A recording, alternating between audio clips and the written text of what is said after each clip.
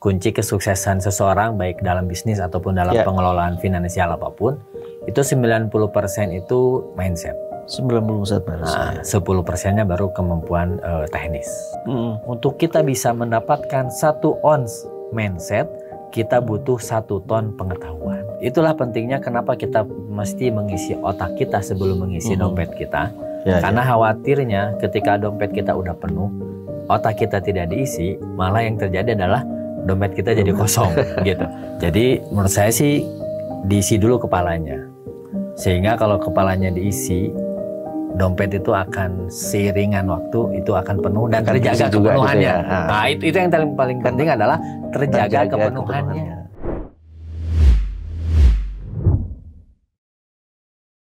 Oke, assalamualaikum Pak Yayan. Kabar sehat ya? Alhamdulillah. Ini saya kadang membandingkan nih Pak Yayan antara isi dompet dengan isi kepala. Mana yang lebih penting dalam bisnis atau dalam hal apapun? Jadi ini dompet dengan kepala ya. Kalau saya itu lebih memilih untuk mengisi kepala dulu, gitu. Kenapa? Karena seringkali orang ketika fokus mengisi dompet, dia sudah kerja keras habis-habisan begitu ya, dan tidak menutup kemungkinan dompetnya sudah penuh, tapi dalam waktu yang tidak lama itu bisa habis, gitu. Itu karena apa? Karena isi kepalanya kosong, gitu. Jadi menurut saya sih diisi dulu kepalanya, sehingga kalau kepalanya diisi, dompet itu akan seiringan waktu itu akan penuh dan terjaga kepenuhannya. Gitu ya. Nah, itu yang paling penting adalah terjaga kepenuhannya. Jadi nggak ada yang gampang penuh, gampang kosong juga gitu. Itu ada yang nggak penuh-penuh juga. Penuh juga. Ya kan mungkin kalau misalnya kita ngelihat isi kepala kan berarti mungkin ya kalau kita lihat sebagai pebisnis kan mungkin terkait dengan mindset gitu ya, terkait dengan apa yang akan kita kerjakan, kita harus punya pengetahuan dulu terkait dengan bisnis itu. Begitu ya Pak Yan? Ya, betul. Karena dari beberapa literatur yang saya baca, kunci kesuksesan seseorang baik dalam bisnis ataupun dalam pengelolaan finansial apapun, itu 90% itu mindset. 90%. Nah, 10%-nya baru kemampuan teknis, gitu. Karena kalau mindsetnya tidak terjaga, bahkan bisa jadi orang yang seharusnya kaya, tapi mindsetnya itulah yang menyebabkan dia tidak kaya. Kan ada beberapa contoh gitu ya, misalnya seseorang mendapatkan uang yang banyak secara tiba-tiba, mungkin dari undian, mungkin dari apa. Betul. Tapi karena pengelolaannya nggak benar, habis juga gitu ya. Jadi kalau misalkan ini diibaratkan gitu ya, seluruh uang yang ada di dunia ini dikumpulkan, kemudian dibagikan rata kepada semua orang di dunia ini, maka beberapa hari saja uang itu akan kembali kepada yang punya mindset, gitu. Jadi tetap aja akan kembali, penguasa uang itu adalah 10% dari penduduk dunia. Walaupun starnya semuanya punya uang yang sama. Katakan dibagi rata gitu. Dibagi rata, iya. Tetap akan memilih tuannya gitu ya. Itu dia. Itu. Tapi berarti ya penting sekali lah ya mindset gitu ya. Seberapa penting itu ya mindset itu bagi kita seorang katakan pebisnis, bagi seorang kepala rumah tangga gitu ya dalam pengelolaan keuangan keluarga gitu. Contoh gini misalkan ya, ini bab mindset kecil. Ketika kita tanya mindset kaya kepada seseorang, apa makna kaya? Mungkin ada orang yang menjawab, oh kaya itu berarti senang, bahagia, gitu kan? Bisa banyak melakukan kebaikan. Tapi juga ada orang yang mengatakan kaya itu hubu dunia, cinta dunia, jauh dari akhirat. Nah itu kan beda ya. Kalau yang betul, kalau yang satu mendefinisikan kekayaan itu adalah sebagai sebuah kebahagiaan, bahkan sesuatu yang menyebabkan dia bisa banyak berbagi, berbuat baik gitu. Maka dia akan bersemangat untuk mencari kekayaan. Gitu. Tetapi sebaliknya, ketika seseorang punya mindset bahwasanya kekayaan itu adalah sumber malapetaka, karena mungkin bisa jadi dia punya pengalaman gara-gara orang itu jadi kaya, terus kemudian dia tidak baik dengan keluarganya. Bahkan dia kemudian bisa jadi meninggalkan orang tuanya, mengusir orang tuanya. Mungkin itu mindset itu sehingga dia akhirnya menjauh dari kekayaan. Memilih untuk tidak kaya, berduit gitu ya. Jadi kan itu mindset itu penting. Tetapi Pak Budi juga ini perlu saya tekankan, ada quote yang menarik. Untuk kita bisa mendapatkan 1 ons mindset, kita butuh 1 ton pengetahuan. Wah, berarti harus banyak baca atau banyak pengalaman, banyak bergaul, banyak ngobrol gitu ya? Betul. Dan sekarang kan kalau untuk baca, ya kan kalau menurut penelitian ya, daya baca orang Indonesia itu kan memang rendah. Begitu ya? Betul, ya. Justru kalau ada teman saya yang berceloteh begini, kalau susah tidur baca buku aja, nanti cepet tidur. Mengantar tidur. Mengantar tidur. Tapi kan sekarang media banyak begitu ya. Ya. Bisa lewat video gitu kita mendapatkan pengetahuan. Bisa juga dengan kita silaturahmi, bisa kita kemudian diskusi, ngobrol gitu kan. Sebenarnya media belajar itu banyak untuk saat ini. Tidak hanya terletak kepada buku begitu. Bahkan dengan adanya AI gitu ya, kita bisa mendapatkan resume satu buku dalam hanya waktu 1 detik. Bisa sangat cepat gitu lah ya. Iya. Oke, berarti terkait dengan ini ya, mindset. Kan mungkin apa ya, mungkin sifat terburu-buru kita gitu ya, ingin mendapatkan sesuatu yang banyak, instan gitu ya. Sehingga kemudian menyebabkan ya agak diabaikan gitu ya. Katakan kita seorang pebisnis pemula kan, kita terdorong untuk katakan melakukan investasi, tapi tanpa mengetahui latar belakang bisnisnya seperti apa gitu. Ya, itu. Jadi tadi kenapa pengetahuan itu menjadi penting? Itu juga menjadi bagian penting dalam membentuk mindset. Karena kan seringkali ada orang yang itu sekarang ini FOMO ya, fenomena orang, kayaknya bisnis ini bagus nih, semuanya ikut bisnis itu. Kayaknya bisnis ini bagus, semuanya ke situ. Padahal itulah pentingnya kenapa kita mesti mengisi otak kita sebelum mengisi dompet kita. Karena khawatirnya ketika dompet kita udah penuh, otak kita tidak diisi, malah yang terjadi adalah dompet kita jadi kosong gitu. Karena apalagi fenomena FOMO, karena orang lihat, kayaknya ini bisnis bagus nih, ikut gitu kan.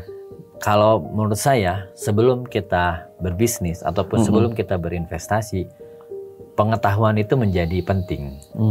Kita perlu tahu, kenali itu di bidang apa, apakah bisnis itu juga resikonya seperti apa, kemampuan kita juga menanggung resiko seperti apa, pribadi kita juga ketika menjalankan bisnis itu bagaimana. Menurut saya itu juga penting. Karena bisa jadi, kalau saya sering bilang begini, ada tangan roti, ada tangan kue, ada tangan kursi, ada tangan lukisan, kan setiap orang tangannya berbeda. Beda ya. Kita mungkin pernah dengar ya bagaimana ada sebuah lukisan yang dijual dengan sangat fantastis begitu nilainya, miliaran. Benar. Terus kita memaksakan diri untuk melukis, hasilnya gimana? Karena tangan kita bukan tangan pelukis gitu. Makanya kita juga harus paham tentang diri kita ini cocoknya di mana gitu. Itu makanya kenapa harus dimulai dengan pengetahuan dulu, biar kita juga mengenal antara model bisnis yang akan kita geluti dengan model diri kitanya, gitu. Karena seringkali kalau kita memaksakan untuk kemudian terjun ke sana, bisa jadi stresnya hilang uangnya juga pasti gitu kan. Nah itu. Gitu. Oke, kan berarti ini diibaratkan seperti kayak pause sejenak, berhenti sejenak nih, sebelum kita melakukan sesuatu. Ya mungkin kita harus, yaitu tadi, nggak boleh terburu-buru juga, nggak boleh melambat-lambat juga gitu ya. Tapi intinya itu tadi, isi kepalamu sebelum isi dompetmu, gitu Pak. Ya, ada menarik tadi antara cepat dan lambat. Kan orang seringkali bilang, kenapa ya saya tidak dari dulu begini? Kan begitu ya? Seolah-olah kita tuh termasuk makhluk yang terlambat begitu. Nah ini menarik nih, dalam konsep takdir seseorang sebenarnya tidak ada kata terlambat. Karena kan sebenarnya semuanya udah sesuai dengan skenario. Presisi gitu. Itu kan ya. Bahkan bisa jadi kalau kita mengetahui lebih awal, belum tentu juga kita menjadi sukses. Contoh misalkan kan ada tuh layanan misalkan transportasi yang sekarang masif gitu ya. Saya nggak usah sebut namanya ya. Gitu. Itu kan dulu juga ada. Aplikasinya sudah dibuat gitu kan. Tapi memang karena waktunya belum tepat gitu kan. Di mana akses online juga belum secepat sekarang. mungkin juga kebiasaan orang mengakses itu juga tidak sefamiliar sekarang, maka aplikasi yang sudah dibuat itu ternyata tidak berhasil. Nggak direspon oleh masyarakat gitu ya. Betul. Jadi ada kadang beberapa produk-produk yang terlalu cepat dirilis justru tidak berhasil. Tidak ini ya. Makanya kalau kita kemudian misalkan tahu informasi, ilmu atau apapun dalam kehidupan kita yang kita ketahui saat ini, jangan pernah kita mengatakan, wah kayaknya kenapa ya tidak dari dulu. Padahal sebenarnya inilah saat yang tepat sesungguhnya buat kita untuk mulai. Gitu. Ya bisa jadi ya, karena mungkin kita selalu merasa terlambat untuk bergerak atau bertindak atau action gitu ya. Itu bisa jadi juga mempengaruhi keseharian kita dalam melakukan bisnis itu kali ya. Merasa menyesal atau apa. Padahal itu tadi ya, tidak ada yang melebihi takdir gitu ya, atau tidak ada yang melampaui takdir gitu ya. Iya, menurut saya juga ada yang menarik memang ya, karena kita sebagai seorang muslim ya, belajar tentang takdir. Walaupun kadang suka disikapi kurang tepat. Karena ada orang yang bilang, ya kalau saya takdirnya miskin, ya buat apa saya usaha? Nah, kan gitu. Ini menurut saya bukan kesimpulan terhadap keimanan terhadap takdir, tapi dia justru memvonis dirinya gitu. Mungkin ya tadi dalam tanda kutip itu perkataan orang putus asa kali ya. Karena udah nyoba ini, nyoba itu, nggak berhasil. Lalu dia mengambil kesimpulan, kayaknya memang takdir saya miskin. Padahal takdir itu sebelum kita wafat, kita kan tidak tahu takdir kita ke depannya seperti apa. Nah, justru dengan kita percaya terhadap takdir, kita tuh menjadi makhluk yang optimis setiap saat. Betul. Senantiasa berpikiran positif. Gitu. Kalau memang gagal hari ini, masih ada hari esok.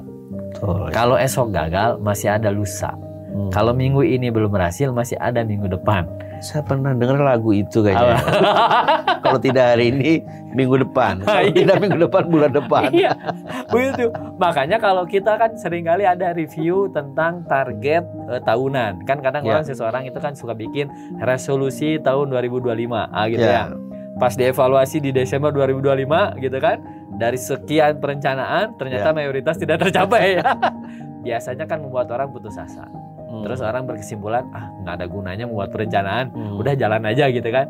Padahal sebenarnya ya begitulah, mungkin kita perlu berpikir kalau tidak tahun ini, mungkin tahun depan. Sehingga dia akan tetap optimis. Itu juga kan bagian dari pengetahuan, bagian dari mindset. Karena kalau orang berpikiran bahwasanya, wah saya kayaknya memang tidak ditakdirkan untuk menjadi orang kaya, itu udah selesai gitu. Saya tertarik tadi yang berkatakan untuk dapat 1 ounce mindset, kita butuh 1 ton pengetahuan. Ini kan gimana nih prosesnya nih? Harus banyak membaca, banyak bergaul gitu ya Pak? Tadi sebenarnya termasuk podcast kita ini kan dalam rangka untuk mengisi yang 1 ton pengetahuan itu, gitu. Ada yang menarik nih kadang. Obrolan yang tidak penting itu sebenarnya penting. Gimana nih? Contoh misalkan, saya pernah dengar cerita Sandiaga Uno. Beliau itu kan minta punya mentor. Pada kapan beliau mendapatkan mentor bisnisnya, atau kapan dia mendapatkan pembelajaran bisnisnya? Pada saat makan malam. Bukan pada saat di kelas hal yang serius gitu ya. Bahkan kan kalau yang namanya makan malam kan namanya juga sambil makan sambil bertanya, ngobrol, itu kan betul. Mengalir begitu. Jadi kadang seringkali obrolan-obrolan yang kita anggap tidak penting tuh bisa jadi itu penting. Saya pernah merasakan gitu ya Mas, ketika saya ikut pelatihan nih. Di kelas ya biasa, apa yang kita pernah dapatkan diulang kembali. Tapi pas obrolan-obrolan santai itu keluar semua nih ilmunya dari para suhu nih. Jadi memang tidak harus formal gitu ya. Itu. Kita harus pinter-pinter itu tadi ya, mungkin pertemanan gitu ya. Termasuk menurut saya teman, mungkin juga grup. Gitu. Ini kita bukan tidak mau gaul sama orang ya. Karena bagaimanapun juga perkataan orang itu punya pengaruh dalam pikiran kita. Contoh aja, kalau kita berteman dengan 100 orang yang isinya mengeluh, maka bisa otomatis kita juga pasti akan mengeluh. Tapi kalau kita berteman dengan orang yang senantiasa berkata itu positif, penuh dengan optimis, penuh dengan kepercayaan diri, maka kita juga akan ikut. Lapang dada, semangat gitu ya. Nah ini lewat jam kerja ini beberapa audiens gitu ya adalah rekan-rekan, sahabat-sahabat yang memang seharian sudah beraktivitas di kegiatan utamanya. Nanti lewat jam kerja ingin memberikan ya mungkin ide gitu ya, atau ada beberapa pengalaman yang kemudian memberikan inspirasi gitu Pak Yayan. Nanti ada nggak kira-kira yang Pak Yayan pernah ikuti lah ya, mungkin terkait dengan kegiatan bisnis atau kegiatan-kegiatan sehari-hari yang kemudian kita memang bisa masih berkarya di luar spesialisasi kita gitu. Kalau menurut saya bagi yang memang istilahnya bekerja begitu ya, yang pertama harus dia lakukan adalah mematangkan kompetensi di pekerjaannya. Jadi kalau dia sebagai seorang akuntan, berarti dia harus menguasai betul pengetahuan akuntan itu. Gitu. Kalau dia bekerja di bagian marketing, maka dia harus menguasai ilmu marketing. Setelah itu jangan lupa untuk kemudian dia menambah pengetahuan yang lain. Karena saya pernah dengar dengan adanya percepatan teknologi saat ini, itu kadang ada pekerjaan-pekerjaan yang lama yang saat ini sudah tidak ada lagi. Bahkan dengan adanya AI, dulu kan sempat ramai tuh desain grafis. Iya, betul. Gitu kan, itu yang booming lah ya. Dengan adanya AI, orang bisa jadi membuat sebuah desain grafis dengan cepat. Gitu. Itu artinya kan pekerjaan itu bisa jadi terdisrupsi. Makanya kita harus perlu menambah pengetahuan yang lain di luar pengetahuan atau kompetensi yang sekarang sedang kita jalani. Gitu. Nah, setelah kita nambah, maka otomatis seiring dengan waktu, misalkan kita akan jadi kalau kemudian ada apa-apa atas pekerjaan kita sudah siap dengan pengetahuan. Ada apa sih namanya ya? Ada alternatif berikutnya gitu. Betul. Ya. Gitu. Ini kan Pak Yayan udah cukup lama nih dia di pembina di lembaga besar. Tentu udah banyak ininya lah ya, naik turunnya atau mungkin asam garamnya gitu ya. Terkait dengan perjalanan lembaga yang Pak Yayan pegang itu. Mungkin pernah surut, kemudian juga pernah booming, pernah apa gitu.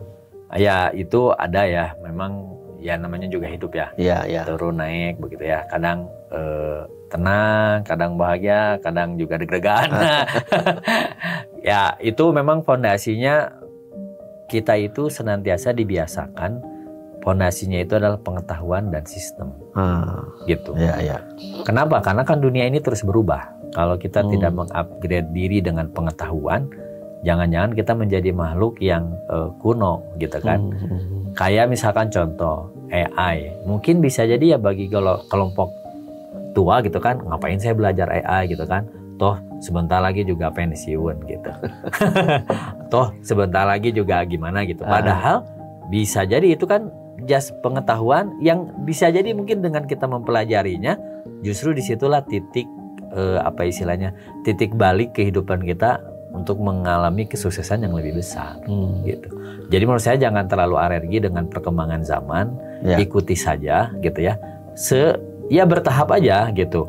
Cuman kitanya tidak boleh berhenti belajar, karena kalau berhenti belajar itu artinya Anda senang berhenti mengisi dompet Anda. Padahal dompet kan harus selalu terisi nih.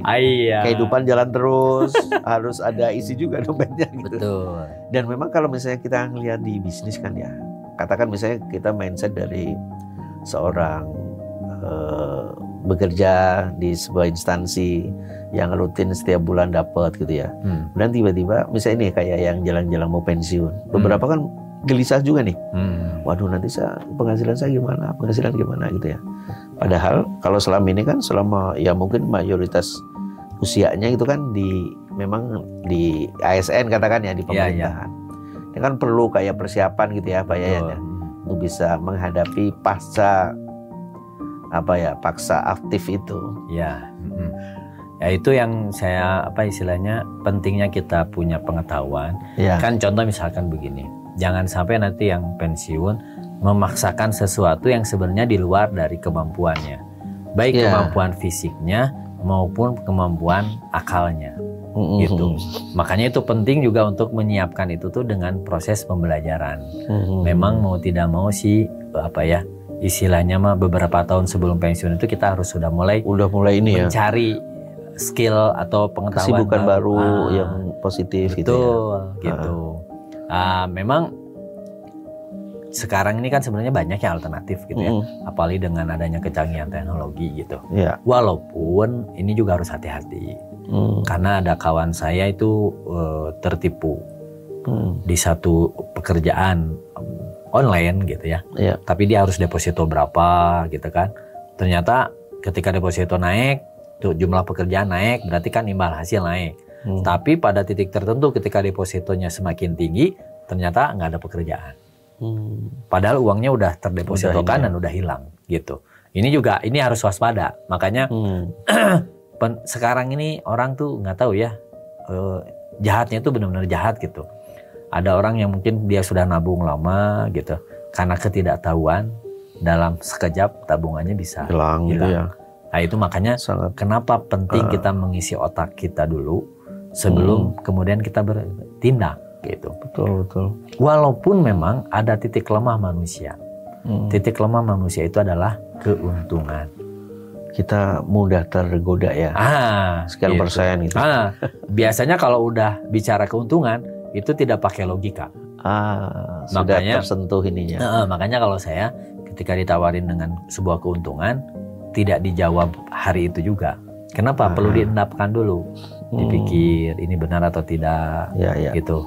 Ini gimana kalau ini seluruh alternatif resikonya harus kita pertimbangkan, gitu. Betul. Kalaupun misalkan kita mau terjun ke situ, kita harus bisa siapkan mental kita berapa uang yang siap hilang, gitu. Jadi ada kalau investasi untuk loss gitu lah ya, betul. Sekian persen. Jadi kalau misalkan kita punya 100, berapa siap yang kita hilang dari 100 itu? Kalau kita hanya siapnya 10, ya udah 10 aja dibatasi. Gitu. Kalau kemudian nanti ada permintaan modal lebih dari 10, itu harus hati-hati. Stop gitu ya. Stop aja dulu. Gitu. Jangan sampai kan karena biasanya begitu penipu itu. Oh dapat, oh ternyata beruntung, oh ternyata bener gitu. Nambah lagi gitu. Justru disitulah penipu itu sedang menguras kita sedikit demi sedikit. Gitu. Dan itu tadi tidak mungkin secara logika nggak masuk, mungkin ya secara emosional gitu. Betul. Karena terpacu, tergoda oleh bagi hasil yang gede gitu ya. Iya, gitu. Banyak yang terjadi kayak misalkan baik trading saham, trading apapun, itu seringkalinya begitu.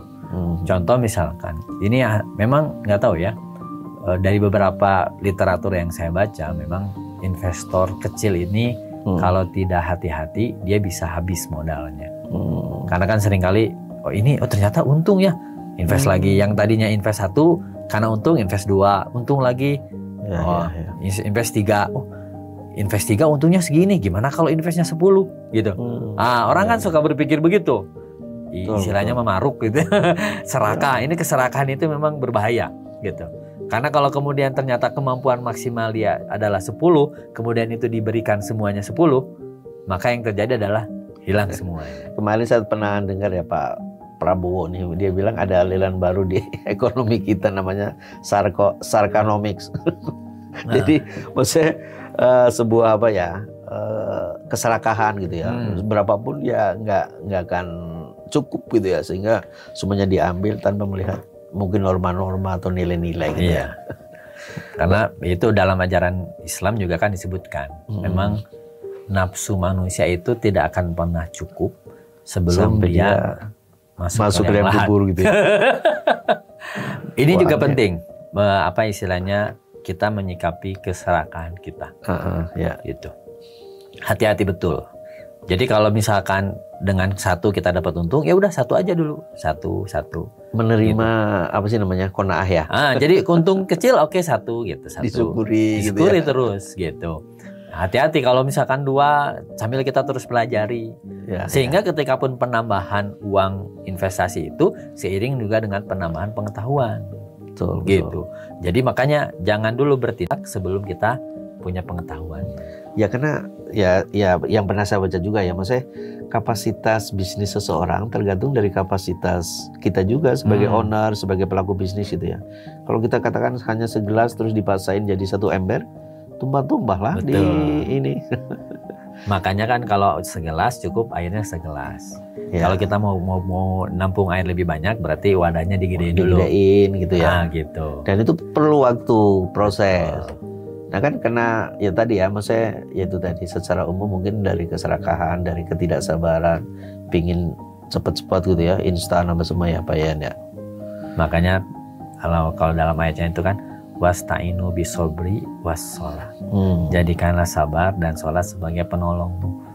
Jadi yang menolong kita dari kebangkrutan, menolong kita dari hilangnya uang kita adalah kesabaran. Kadang lupa kalau udah masuk bisnis. Ya itu. Ya kan tadi ada. Kalau 2 dapatnya gini, kayaknya kalau 4 dapat gede. Ya, oh ternyata benar. Wah kalau 4 dia tidak lipatkan ke 6, tapi lipatkannya langsung ke 8 atau bahkan ke 12. Gitu. Itu yang ya tadi lah unsur keserakan itu pasti ada. Kali-kalinya cepat. Bagi-baginya yang kurang cermat. Nah, itu. Sedekahnya apa semua gitu ya. Benar. Jadi memang sangat ini ya, maksudnya sangat penting lah ya isi kepala sebelum isi dompet. Isi dompet penting. Ya. Tapi kalau kita bandingkan ya untuk terjun ke suatu bisnis, ke suatu bidang tertentu, pengetahuan itu ya berarti ya. Tadi juga tentang komunitas nih Pak Yayan nih. Kalau misalnya lembaga yang Pak Yayan pegang kan dari awal kecil kemudian sekarang besar gitu kan.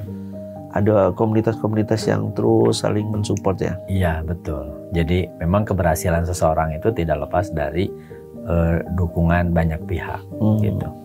Orang kan mungkin melihat saat ini luar biasa ya rumah zakat. Padahal proses membangunnya itu ya tidak mudah gitu. Gitu kan. Kita harus meyakinkan orang, kita harus membuat orang itu percaya gitu kan. Mulai dari orang biasanya dalam pengalaman kita gitu ya, ketika kita menjalani kerjasama kebaikan aja gitu ya, kerjasama untuk membantu orang, kalau baru kenal mungkin dia baru ngasih cuma 10 gitu. Ya. Tapi kalau dia sudah kenal, dia bisa ngasih 20 bahkan bisa jadi berkali-kali lipat. Bahkan bukan hanya itu, kalaupun dia memang maksimalnya segitu, dia bisa ngajak orang lain gitu. Ya. Jadi itu kepercayaan itu menjadi sangat penting, gitu. Ya. Dan Pak Yan kan mengikuti proses dari awal nih, dari yang ini sekarang udah luar biasa gitu ya, kan prosesnya itulah ya waktu ya. Betul. Waktu bagian dari proses itu ya. Dan ya tadi mau tidak mau kita juga perlu terus update dengan situasi kondisi kan. Kita juga harus melihat program apa yang cocok gitu kan. Yang tidak cocok. Terus bagaimana kayak contoh misalkan. Ini kurban kemarin. Kita kan ekonomi kita kan memang sedang tidak baik-baik saja ya. Betul. Istilahnya mah daya beli masyarakat juga turun. Nah, itu kita ternyata ketika kita bikin program misalkan sedekah kurban atau kurban rame-rame, ternyata antusiasnya besar. Karena mungkin orang berpikir ya sedekah kurban ya momen kurban mungkin saya tidak bisa beli satu ekor gitu ya, domba atau sapi ya dia kasihlah berapa puluh ribu dan ternyata itu menarik gitu. Nah itu kan berarti kan apa ya ide-ide produk baru gitu ya. Katakan misalnya dulu satu ya laku, satu orang satu kambing satu sapi katakan. Tapi dengan yang tadi ya kondisi ekonomi, berarti harus berpikir apa produk ini yang laku dijual gitu ya, ditawarkan ya. Karena kita melihat penduduk Indonesia itu adalah penduduk yang paling baik hati, dermawan. Itu memang kenyataan ya. Iya, surveinya begitu. Survei itu ya, hasil survei. Makanya kalau misalkan larangan tidak memberi uang kepada pengemis, itu memang agak apa ya, bukan agak susah. Jadi orang Indonesia tuh kalau lihat aduh kasihan ya gitu. Iya betul, mudah kasihan gitu. Walaupun ada diinformasikan ditemukan uang sekian puluh juta gitu dari pengemis, ternyata gede juga gitu. Tapi ketika kita melihat orang begitu lagi ya, iya kasih lagi gitu. Itu anugerah untuk manusia Indonesia ya, gampang tersentuh. Betul. Tinggal bagaimana kita menyentuhnya kan gitu. Itu. Oke, jadi sepakat lah ya kalau misalnya tema hari ini isi kepalamu lebih awal, lebih dulu dibanding isi dompetmu. Betul. Kan nanti akan ya saling mengisi lah ya. Tidak berhenti pada isi kepala saja tanpa action, tapi juga action kemudian untuk dapat isi dompet. Oke, makasih ya Pak Yan. Ini udah ngobrol, semoga bisa menjadi inspirasi buat para sahabat Dapat Jam Kerja. Amin. Terima kasih. Assalamualaikum warahmatullahi wabarakatuh.